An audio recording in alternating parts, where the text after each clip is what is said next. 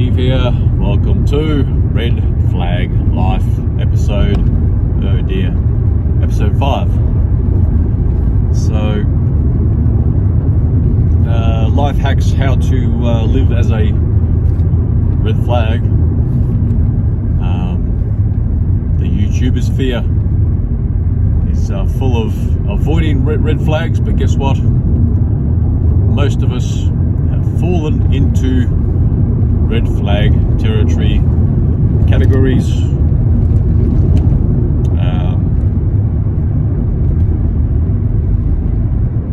Can't think of any other words with that. So today's episode is about what our parents should have told us about the opposite sex and life in general. Now, many would be exposed, probably half of the people listening to this would be perhaps exposed to a religious upbringing,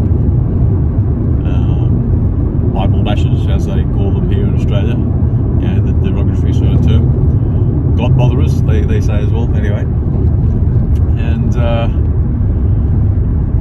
we have romantic literature from the 19th century which tried to warn us about falling into red flags. But ever since women's liberation, feminism, women getting the vote and all that, especially accelerating late 60s, and then the law catching up in the early 70s with no-fault divorces and this and that. There is a reason why we find ourselves in the current state of relationships, society, politics, ethics, philosophy, the whole 9 yards. And not reading Shakespeare, not reading the whole novel craze since the 18th century, but accelerated in the 19th century with romantic literature, as in romanticism, where heroes warning against red flags, warning against life lessons, that sort of thing, particularly for women. But guess what? Men need to take note about the warnings that were placed on women. So, with the Bible, there's phrases and lines, the words of Jesus, or in the Old Testament, the Word of God, and that sort of thing. A man should find a wife, and the wife should honour the man, and the man should love the wife, and that sort of content, right? Which means the woman must obey the man, and that sort of thing. Obeying, honouring, following the man doesn't mean force. It just means that men are there to protect, for goodness sake. If men aren't there to protect, I don't know, like, are women going to protect us physically? Yeah, there's some women that are capable,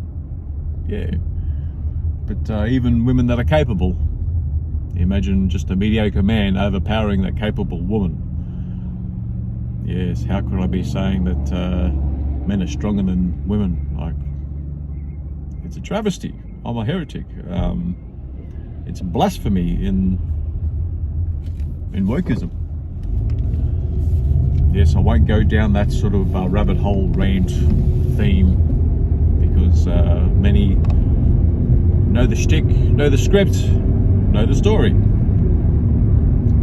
But I just need to just have it there in the background. what mom and dad should have taught us about the opposite sex. What fathers could have told their sons. Here we go. Women demand a lot. They nag. They change their mind. Oh, you can't be teaching your boys that. Well, why not? Why not? It happens. It happens.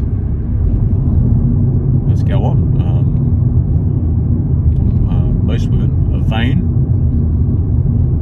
Very vain. Some not so vain, and very few not vain at all.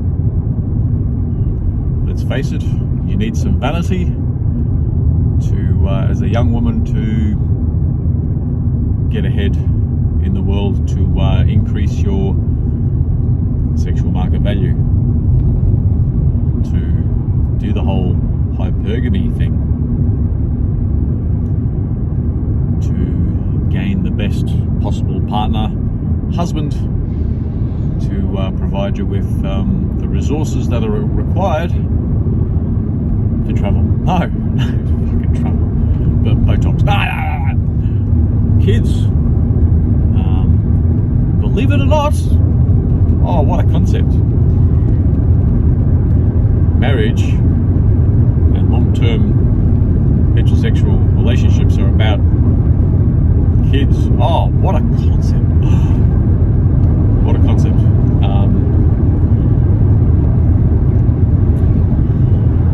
Sexual attraction, hormones, they only last for, the whole attraction thing and to make babies, and 6 months, 9 months. Yes, we can say that it continues for longer. Yeah, it can continue for longer, but not as much as your first phone calls, texts, coffee date, movie, and the like, right? Encounters, sexual encounters, romantic encounters, sneaking, depending what sort of age these relationships are at. So, yes, let's go on what dad should have told the son.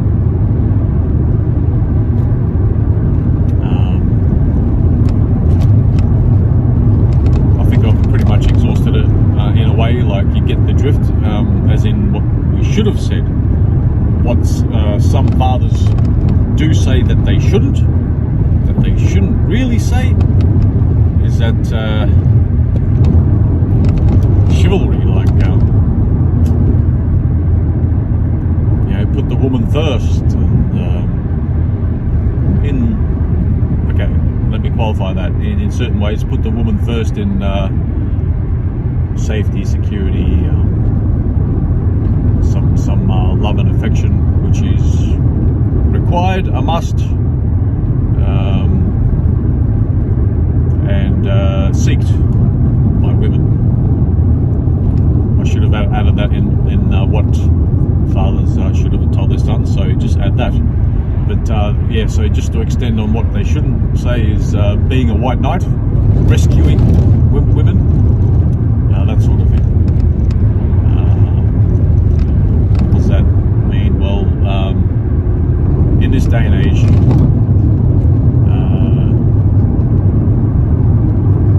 we've got women have more freedom to make decisions, to pursue life as they see fit. Doesn't mean it's going to be pretty. They're going to make mistakes, and that's why many women end up as red flags. Fewer women which don't squander away their sexual market value, their youth, their beauty, their fertility in the early years. They're the ones, the rare few and fewer, they're the ones that don't become the red flags, don't become the single mothers, don't become the women that reach, approaching 30, in their 30s, and heaven forbid in their 40s, they reach this epiphany phase, which I hear from Richard Cooper, and that's when they're desperate to actually find someone to settle down with. But guess what? If you're mid-30s, early 40s, those good ones are taken, and you have to take the dregs. You have to take the dregs. And dudes, if you're 40s and older, you've got to take that dreg, that man that's isn't in a long-term relationship, marriage, and settling down, for lack of better terms or other terms. You're a red flag, because you've also been. There's this whole term, the whole concept of spinning plates and sowing your wild oats for decades by now. Ooh. Yes, men have also benefited from the nanny state, the socialized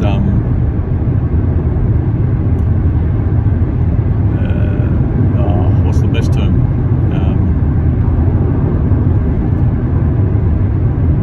Women being paid for their mistakes.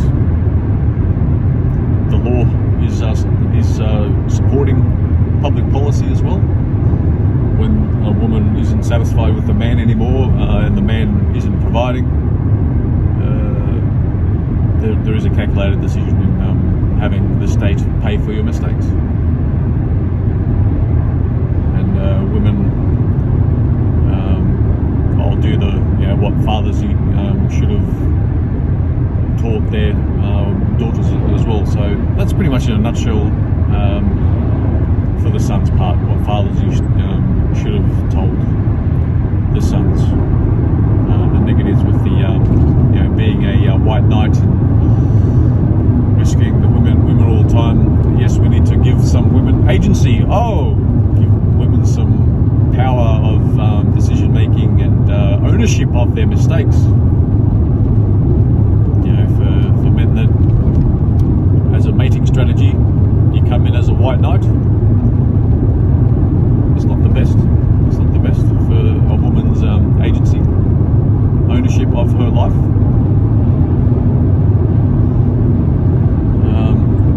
That's pretty much that comes to mind for fathers and sons, fathers and daughters. Daughter, don't sleep around. What does that mean, right? So that should extend. Daughter. Women, when they start sexual encounters at a young age, each and every sexual encounter after that, you have a lower capacity to bond with that man, and when it comes to the time when you want to settle down, if you've had 7, 20, 50 sexual partners, oh my goodness, your capacity to bond to that man is gone. And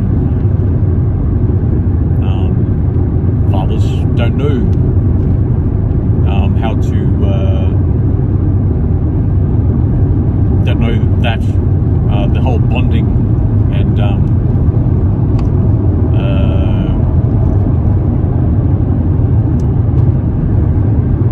women's ability to bond as an idea, as a biological,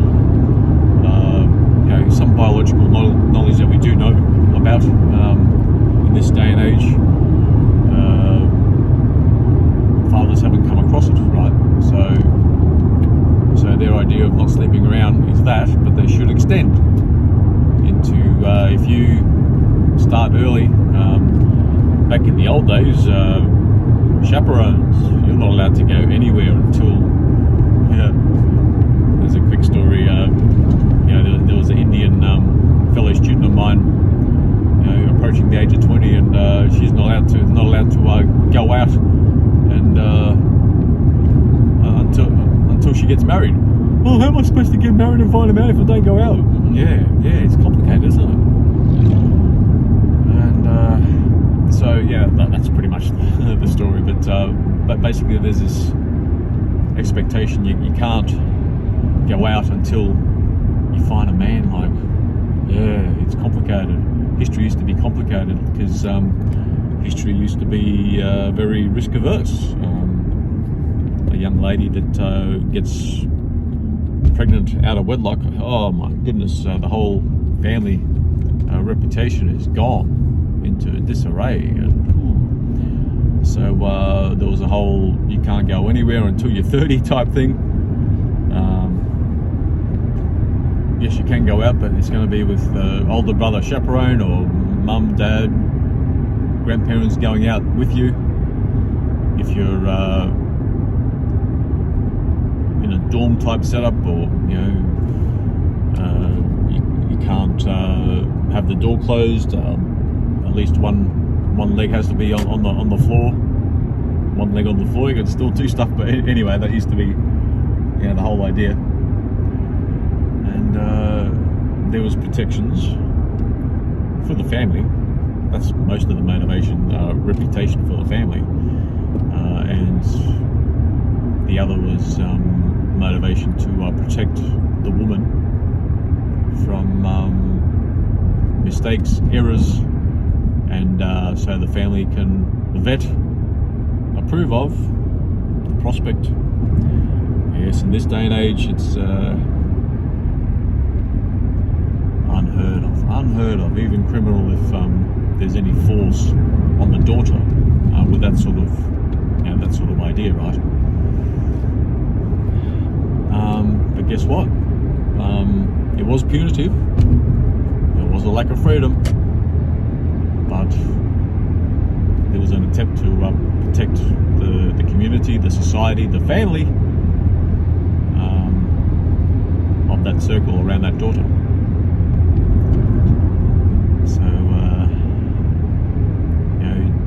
father's words of try and only have sex when you're married. Oh, and the daughter, with all her friends, she's going for it. These days, by the age of 14, oh God.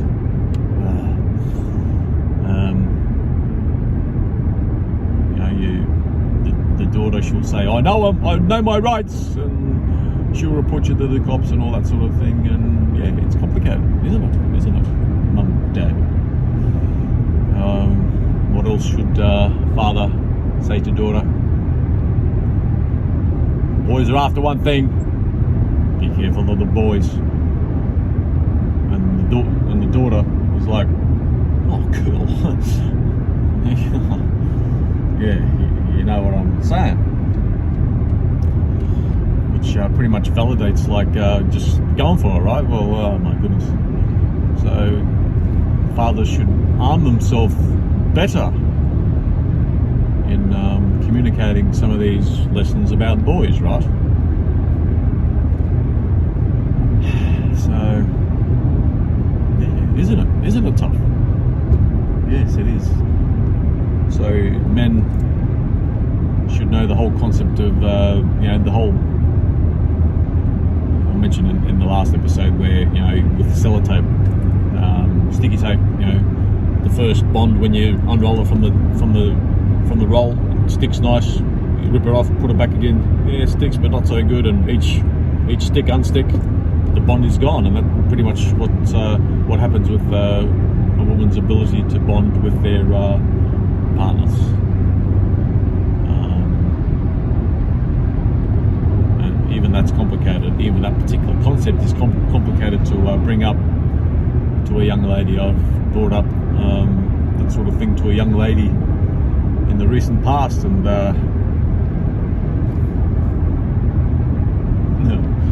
it felt like it was not Bart Simpson, Homer Simpson. Homer Simpson was listening to to whatever, and the person is talking like something really serious, right? And then it pans back to Homer, and Homer's listening. How Homer is listening to this, and Homer's the way Homer Simpson is listening to it, it goes blah blah blah blah blah blah blah blah blah. Yeah, it's complicated. And at the end of my little syllogism or analogy, with the sellotape bonding, long-term partners, and your ability to have a sustainable long-term relationship down the track. At the end of what seemed like 10-15 minutes, she just said, "Oh well, I'll just have to do my best to see him at school. Or hide it from people." I'm not sure if you got it, lady, but Anyway, so even that part is difficult. How to communicate it to your daughter. You got to pick perhaps the right time, the right syllogism, analogy. Feel free to use that one. I'll probably try and think of others, but yeah. So, what else, father to daughter, should father say?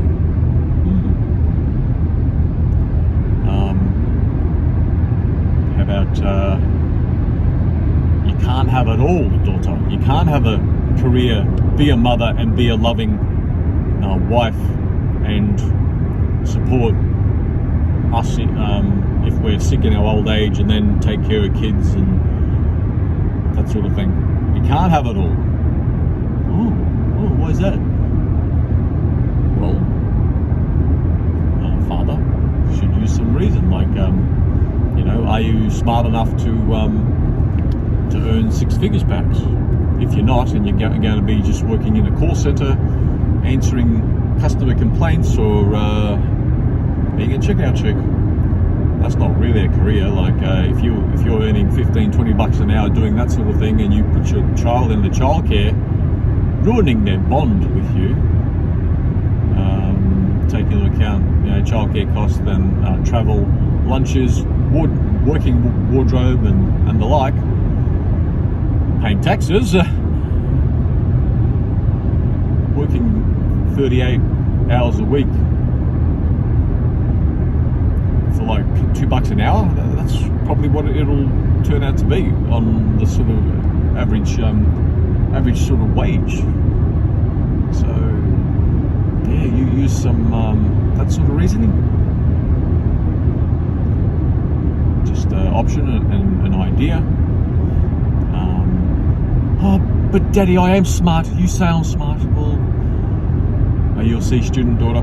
If you're a C student, let's have a look.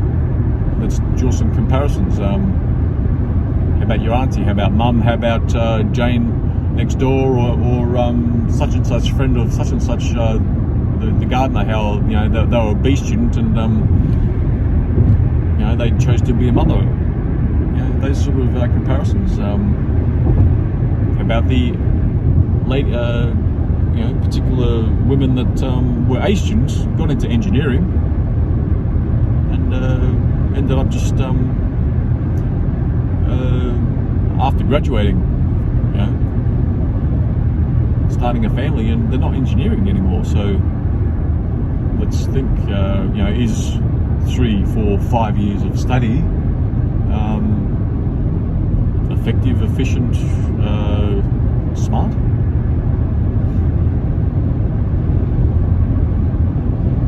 Yes, but I want a career. I want my own money. Ah, right, so you want your own money. That's another thing that fathers should say to their daughters, is that, daughter, fathers don't know this, but this is what they should know part. Throughout fairly recent history, like in the last century, if just the husband / father / partner was working, and you were the other part of the jigsaw, not serving the man, but the other part of the jigsaw, division of labor, efficiency in the relationship, taking care of home, family, supporting, getting cleaned up and all that for the man to go to work. guess what?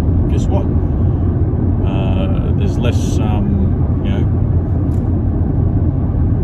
paying people to take care of your kids, putting them into daycare. Yeah, there's a whole element of socialised childcare and that sort of thing. But how about the loss of bond of your kids? But anyway, like even if you throw a few bucks to nannies and relatives to take care of your children while the wife works, like, it's still not that efficient. And if the man was able to concentrate, even if he's not, the most genius of men working in STEM or something technical or high-paying, business-oriented and the like, right? They're still able to probably earn quite a bit more when you take into effect, the whole second car complex. Yeah, it's fine to have a second car as well if mum's staying at home. That's fine, depending on where you live and that sort of thing. But extras in the wardrobe, lunches out, and all the hidden costs of having sometimes not so well-paying job for women. Yes, women earn some good money these days, but not all of them, right? So, and often, particular comparisons. Let's mention the 50s. Heaven forbid the 50s of women being tied to the kitchen and that sort of thing. Well, come on, were they really tied? Studies also indicate that women were at their happiest in the 50s, in the West, particularly the US. Most of these stats are US based, and they were like, there's this whole 19th century thing. I am not a brooding mare. Where they used to have wet nurses. Like, heaven forbid, I use my breasts to breastfeed my child. Like, some evil concepts, even in those romantic Georgian Victorian times,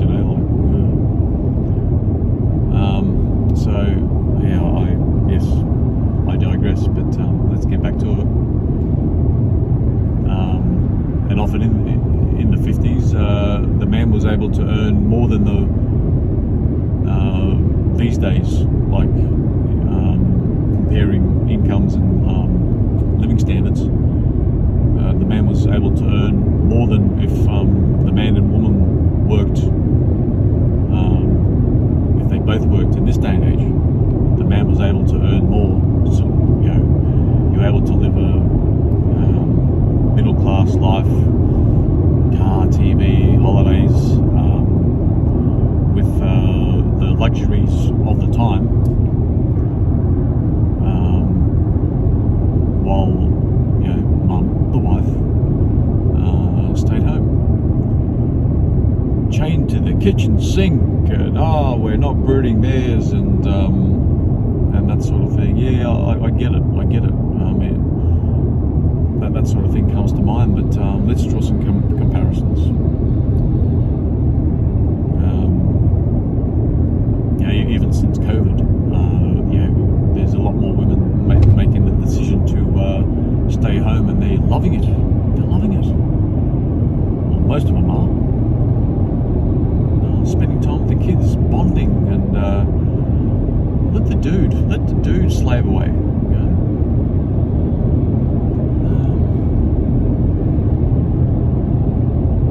So it is possible, even if the man isn't of highest earning capacity, he can put some extra hours in. He can do a second cashier job or something, and he can earn the extra dosh, the extra money for the household.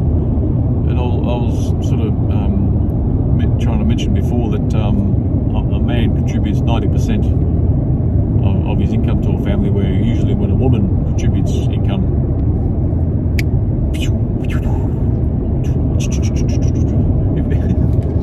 it just flies away. Women have this propensity to spend it on themselves. Oh yes, spend it on their kids. Yes. Is it for the kids' sake, or to to buy some happiness and status, nice haircut, a nice hair thing, or dress? Is that for the child or for mum? To display her children? I don't know. But yes, sometimes I will be derogatory to the dude as well. Don't worry, I'll be fair. I'll be fair. I'll be very fair. I'll be derogatory to myself as well. So this is the way that fathers can avoid their son and daughter from becoming a red flag in their adult years. Some real advice. That's just a few options, just to hopefully the kid understands, and your delivery of these concepts is decent enough.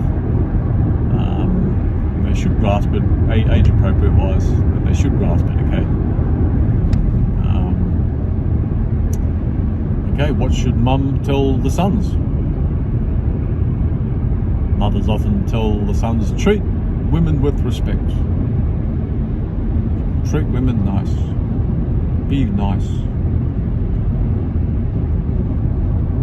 Listen to women, which often means comply to a woman's whims.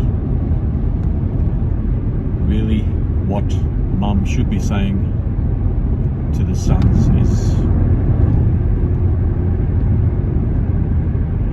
listen to her, as in here, this party's complying. Listen to her feelings and thoughts, her emotions, because they will rule your being in the relationship. They will rule your son, mother to son. It will have an impact on your ability to have a decent relationship with your wife, with your long-term female partner, right? I can do the whole LGBTI thing, but that's beyond my the scope for this at the moment. Okay, but anyway, what else should mum tell to son?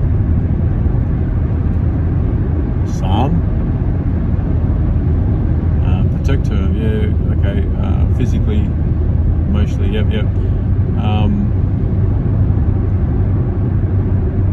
What else? I'm trying to unpack it, just like unpack this as I go.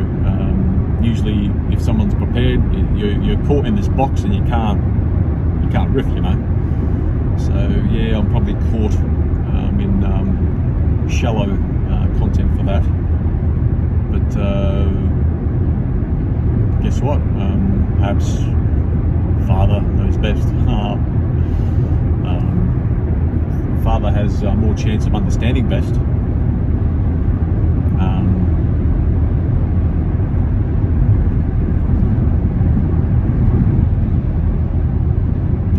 What can I say? I've got nothing else that really slaps me across the face. There's more. Don't worry. I'm not downplaying mum's role in giving advice to son.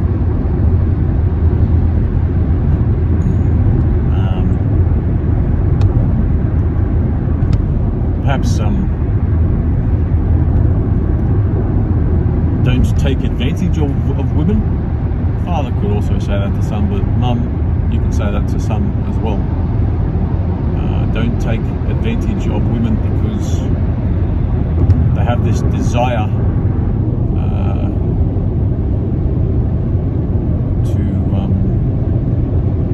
to belong, to have the relationship, to have you long term, and don't ruin her by taking advantage of her V-bomb, which is the the nuclear option in attracting the dude, but in this day and age, it's not often the glue, the net, more accurate, to get the guy, because the guy knows that others are throwing out access to the V-bomb as well, right? Yeah, so it's complicated. Women don't have it that easy. As many MGTOWs and cellar-dwelling, neckbeard type video game playing young dudes, right? Women do have it tough. They do. And the mating strategy they choose can really fuck them up, and that's where mum and dad comes in to try and give them some perspective.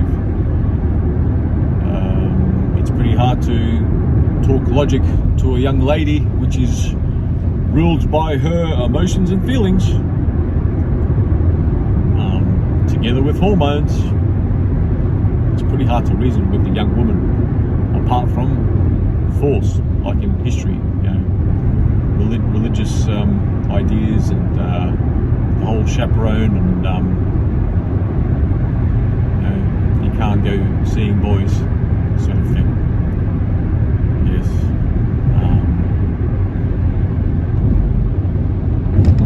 That's why we used to use a bit more force with the young ladies, because sometimes, let's face it, they can't be reasoned with when their way to rationalise the world, their way to reason with the world, is ruled by their feelings and emotions. And with these young hormones, it's hard. Yes, it is hard, and that's why force in this day and age with the young ladies, it's not the best thing to use. And also, yes, the whole don't use force in any relationship is a grand concept. So what do you do when a young lady doesn't listen to reason? Maybe she doesn't want that reason.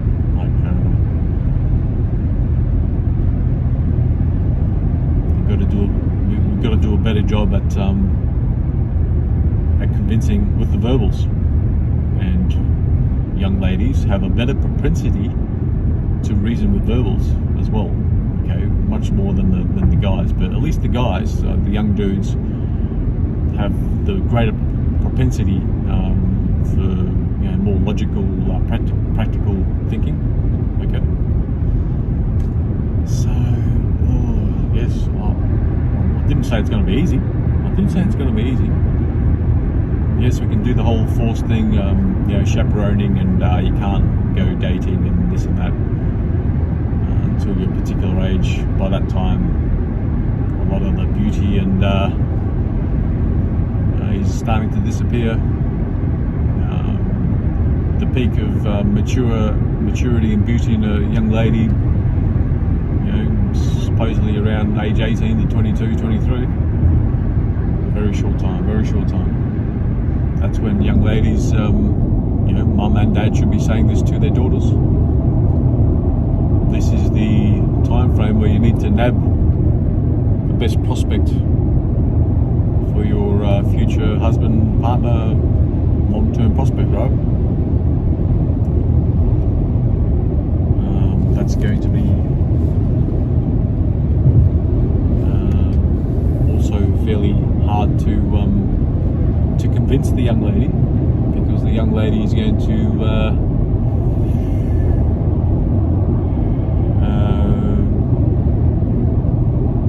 by age 18, the whole 18 to 23 thing, I'll be on Tinder, let's face it. The instant gratification of 50 likes and 50 messages in choosing the best looking dude amongst them, even for the young lady that may be a 6, they're still going to get attention on this whole Tinder dating app complex. Yes, we live in challenging times. How are we going to our daughters to avoid being red flags, maybe by suggesting the whole red flag concept, the whole red flag warning structure.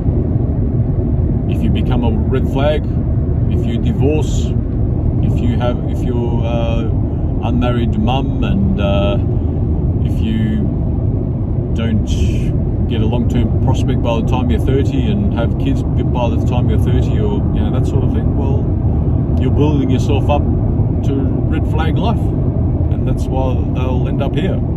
If only this ended up having a billion subscribers, because that's how many we would probably have, at least a billion subscribers, even when you're talking about the West. So, in part of living a red flag life, if you're a red flag mum and dad, try and share your mistakes with your young one. Yes, it involves some self-disclosure and reducing your status as the adult and parent and family, right? Family member. Yes, I get it. Your status in a family, to many, is important. But at what price? Sometimes you gotta be human in your child's life to give them the best prospect of avoid being one of those red flag people. So let's avoid being red flags with our prodigy, progeny. Oh, something daughters. Okay. Let's just a snippet. I didn't want to go too far. 40 plus minutes. Oh dear. Yes, I know I was on the slow side of delivery, but it's a good way for it to sink in as well. I know you can sort of fly through content, but feeling some of the emotion of a presenter makes it stick a bit more sometimes. Let's hope that some of this is getting through. I know many have come across these concepts before, trying to put them all together in a red flag avoidance scope, and each future episode from this moment will be trying to live already as a red flag. Unfortunate, isn't it? Unfortunate.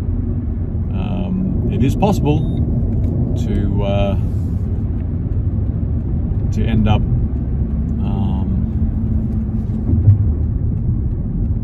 in a future better life state with a better or good quality partner by already being a red flag, by taking ownership that you are a red flag and adding value to your next relationship, hopefully. No more to come, right? Yeah, that should be the aim, for the sake of our kids and yourself. Okay, yes, it's a bit longer, some emotion and sinking in, and bringing up the concepts is fairly important. That's all for now. Thanks for listening, watching, and the like. Ciao for now.